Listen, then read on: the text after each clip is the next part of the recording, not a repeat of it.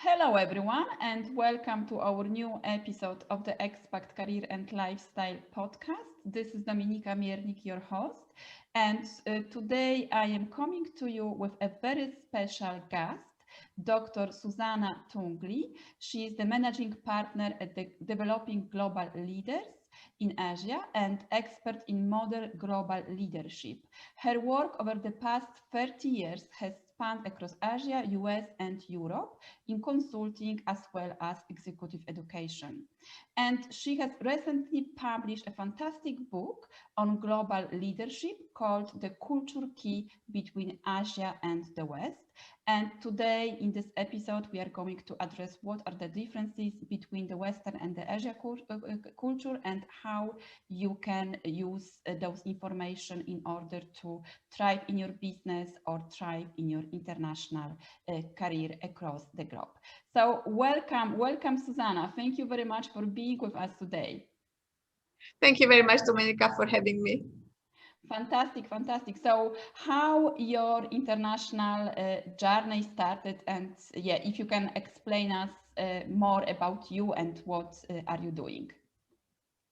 Okay, so I'm already over 50 years old, so it's been quite a long journey. But actually, it really was my childhood dream to travel always. And I come from Hungary, and at that time when I was growing up, actually, it wasn't that easy to travel.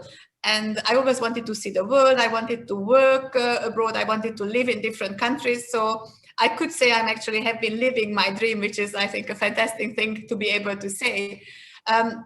The first thing which happened to me after some initial trips is that I was able to study abroad. That was something for me very, very important. So I did actually study, and I had to choose based on which school gave me the best scholarship for MBA, because I had to have a proper scholarship for like living expenses as well.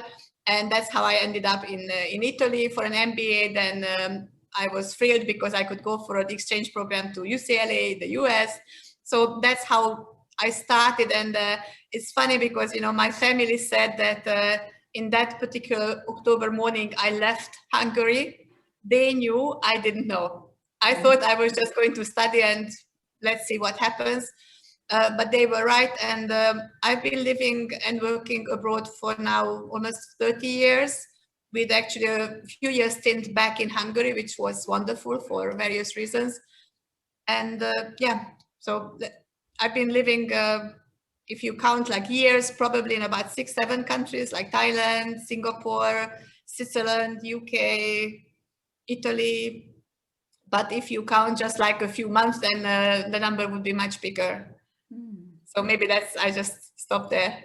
So you have a fantastic international experience and international life across different cultures. So what was your biggest challenge during this international journey, and how did you overcome it? It was I would say I'd like to mention both on the personal and the professional level, if I may. On the personal level, actually, it's bringing up children to make sure that they are still, I even come from a multicultural marriage, so my husband is British. Mm-hmm. So to make sure that the children know that they're both British and Hungarian, despite the fact that we hardly ever lived there, although we very, very, very regularly visited. So that was one challenge on the personal level. Happy to talk longer. I could talk longer about that, of course, as well. And on the professional side, it was how to actually kind of actualize myself or fulfill my wish of working. And it wasn't easy, because when we first arrived in Switzerland, I was not allowed to work simply because I was Hungarian. It didn't matter what kind of education I had. I could not work because I was Hungarian. And actually, that's how the idea came that I should do a PhD. Because if I do a PhD, which I did then in London Business School, then at least wherever we go, then hopefully I can teach at some universities. So basically, I created this one thing which I could carry with myself wherever we went. And that's really helped overcome the biggest challenge, how to work. But, I also lived history a little bit, because at the first time when we lived in Switzerland, I could not work. when we went back, like I think 6 years later, they asked me at the authorities, so what would you like to work? So history also helped me with the opportunities. Mm-hmm. Yeah, so it was like expanding your education, and this helped you to grow your career, like to take your career with you. Yeah, so in your book, because you have recently published this fantastic book, The Culture Key. So this is based on your own experience working across different countries, and you are speaking about how to be cross-culturally competent. So if you can talk more about that. Like, what is cross-cultural competence? Yeah, how we can be more competent, how we can develop this because this is a skill. Yeah, and how this can help us, like in our international life, when it comes to running a business, or even like in career development. So cross-cultural competence basically is that you are able to work across cultures effectively. Wherever people come from, you are able to communicate with them. They understand what you want to say, and you understand what they want to say, because you are aware of some of the differences, some of the ways people behave, some of the expressions they would be using. I would say that cross-cultural competence was always very important, and actually that was one of the main reasons why I got into the global leadership field, because I used to do management and financial consulting, and I realized this cross-cultural competence is just key if you want to work internationally. And finally, I see that in this last couple of years, perhaps it really got a bit more importance to be cross-cultural competent. It's more realized in a wider environment, by more companies as well, and more countries as well. I think cross-cultural competence can help you whether you are working or not working, wherever you're going, to be honest, because building relationships when you're an expat is so important, not just for work, but also for being happy. And how you build relationship with the locals can be very, very, very different. So that little cross-cultural competence, that little knowledge about how people typically like to communicate, where they like to communicate, to meet, etc. Know a little bit about the food even. These are some of the basics which really help you with building relationships and building a happy expat life and expat being, really.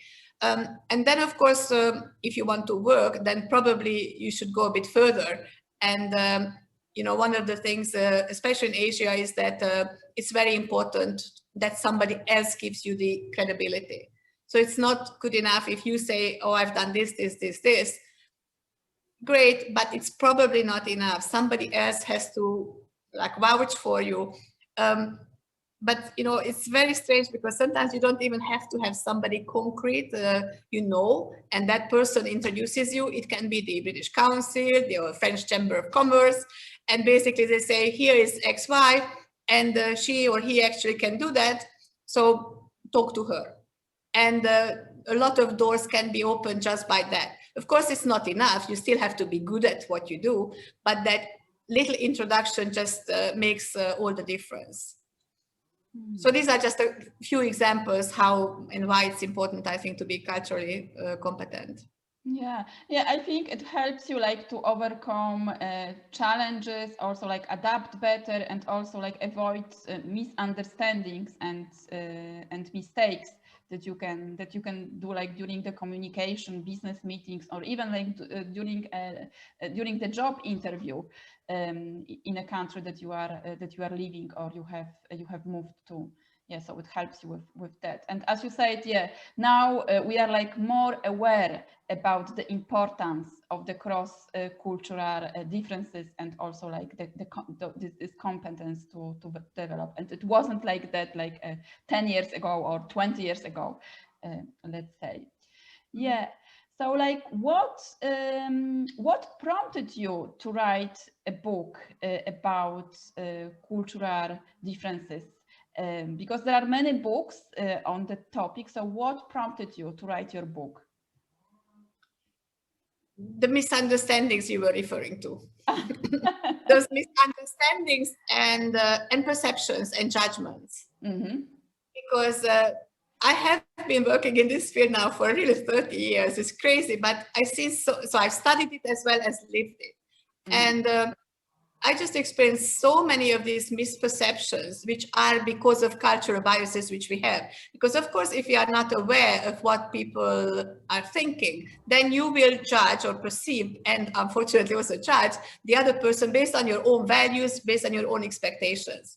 So I didn't like that. I didn't like that people would say, oh, you are arrogant, or you can't be a leader because you never speak up at a meeting, or etc. Or you do a job interview and basically you're not employed because you don't look into the people's eyes. So it's really so many small things, or you look too much into somebody's eyes.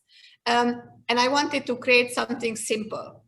And that's why I thank you very much. The way you described my book is that I wanted something very practical and simple so that people can take it into their hands and say, okay, so what is the minimum I have to know if I want to be culturally aware and competent, and as an expat traveling or working by myself or for a company? What are those things which I absolutely need to know? And basically, my hope is that through providing those case studies and examples and the key differences, people would be able to lift their cross-cultural competence just that little bit, which I am actually convinced that if everybody was aware of just of these few differences in the world, I think the level of communication and the level of effectiveness as well as happiness would just actually rise. So that's why I wanted to do that, and I'm hoping to achieve that through talking and more about the book and meet more people. Mm-hmm. Fantastic. So, like, based on your experience, and also you describe differences, and what is the culture in what is the Western culture and also the Asia. So, what are like the main differences between those, let's say, two worlds? Mm. So the way I chose the differences, because there are so many, of course, are the main ones between Asia and the West, but they could also be used actually within Asia and within the West. And whenever we talk about cultures, we have to say that we have to be careful, of course, with generalizations, because we know that a Japanese person is different from a Singaporean, or a French is different from a German, etc. But there are certain differences which you can generalize. And for the difference between Asia and the West, I identified 4 differences, which I really think are has the biggest impact on interactions.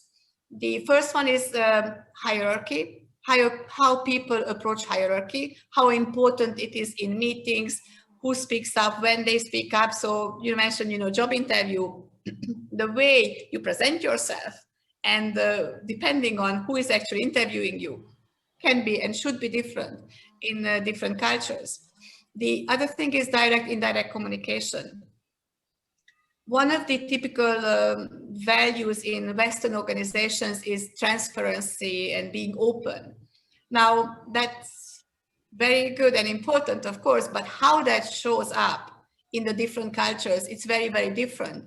And in an indirect culture, which is typical more in Asia, you can't expect openness and honesty to be manifested the same way as it would in the Western countries. So that's number 2. Number 3, how we use silence in communication, because different cultures have different gaps between people speaking. And if you're not aware of it, then I had many managers who were saying, I had a fantastic meeting until you told me about this. And I said, why? What happened? Basically, what happened that they realized that they were talking. And because nobody else interrupted or said anything after they said, any questions at the end? No. They just thought it was all okay. But actually, it's a combination of hierarchy and waiting for that silence, which never came in those situations. So these are 3. And then there is one more, which actually is more diverse within Asia as well and the West, in terms of the priority for task focus or for relationship building. And actually, it's only a few countries, Anglo-Saxon countries, Germanic cultures, maybe some Northern European countries where it's really much more task focused. Like I have to be following my schedule, my task is priority because that way I behave professionally. And that actually comes across with any meeting, whether it's a job interview or a meeting in a team as well. And the rest of the world is literally more relationship focused. And certainly Asia is, where you can't just expect people to behave, to perform best unless you really build that personal feeling, touch feeling relationship as well. So this is like the 4 areas which I described, and I am convinced that these 4 are have the biggest impact on how careers happen or don't happen, and even international deals get signed or not. Yeah, I agree with those 4. Yeah, of course, there are many differences between those two cultures, but those 4 are important. And relationship, yeah. So I lived in Italy for many years, and I know that like in meetings and also job interviews or doing business, so having this conversation or building the relationship before like going for dinner or for lunch is it's very important. So it's good to know how to behave and like what is like the protocol of the communication. So you described this in a very practical way and also with some great examples, and you can also like assess your differences. How different do you feel, or where do you allocate yourself on the scale? Are you like more direct or more indirect communicator, or how do you feel about silence? So it is a great way to like also know more about you. How do you see yourself? So like you speak also about generalization. So when we tend to generalize cultures. In order to speak about the subject, I think we have to generalize. And that's something which, I was also referring to when I say West or East or Asia. There are tons of research. So by now we don't, it's not our opinions. There's a lot of research which basically puts different cultures to different places on like cultural dimensions, which we just talked about, cultural differences as well. But we have to be very, very aware that, we may say that a typical American would behave like that, or many Singaporeans would say that. But it doesn't mean that everybody is going to be like that, because not everybody is completely typical of their own culture. Of course, the individual personality, life experience will also influence how we are. What is very, very important, though, to have that background knowledge, to know what is typical, but then you meet the individual and you meet that individual and get to know that individual. And if you have that background knowledge, then it will help you with that interaction. You will probably be able to understand the person much better and react much more appropriately to that person, because you have, one more very big reference point. The typical culture is like that. But of course, then whether it's a woman or a man or what happens on that day, that will also influence the behavior. But this general knowledge is just extremely important part, I think, for international life. Yeah, exactly. Yeah, so knowing like the most important things about the country or the culture that you are moving into or you are living can help you. Fantastic, Zsuzsanna. So thank you very much for being with us today and sharing your experience and also your knowledge. So tell us more where we can find more about you and also where we can find your book. Thank you very much for having me again, and thanks very much for helping talk about my book. So we have a website. I mean, I have a LinkedIn profile as well, Zsuzsanna Tungli, so on my name. And luckily my name doesn't come up so often because of being Hungarian. And we have a website, Developing Global Leaders So you can actually purchase the book there as well, and there's a lot more information about what we do. We actually do a lot of cross-cultural work, but also we help women to get into more senior leadership positions, and inclusive leadership is a big subject. And the book is actually available on all ebook platforms as well, so Amazon, Kobo, and basically all platforms, whichever you prefer to perhaps purchase it from. Wonderful. So thank you very much for sharing that. So I will put the link to the website with the show notes, so people can connect with you and also to learn more about the book. So thank you very much again, Zsuzsanna, for being with us today. And thank you very much for listening to this new episode or for watching the video version. And please tell us what are your learning points from this interview, or what are your experiences when it comes to living and working in different cultures, your misunderstandings or mistakes that you have made, and how are you going to apply what you have learned in this interview today. So thank you very much again, Zsuzsanna. Thank you very much, Dominika, and I wish all your listeners as well fantastic expat life across all cultures. Thanks very much. Thank you. Bye-bye. Bye.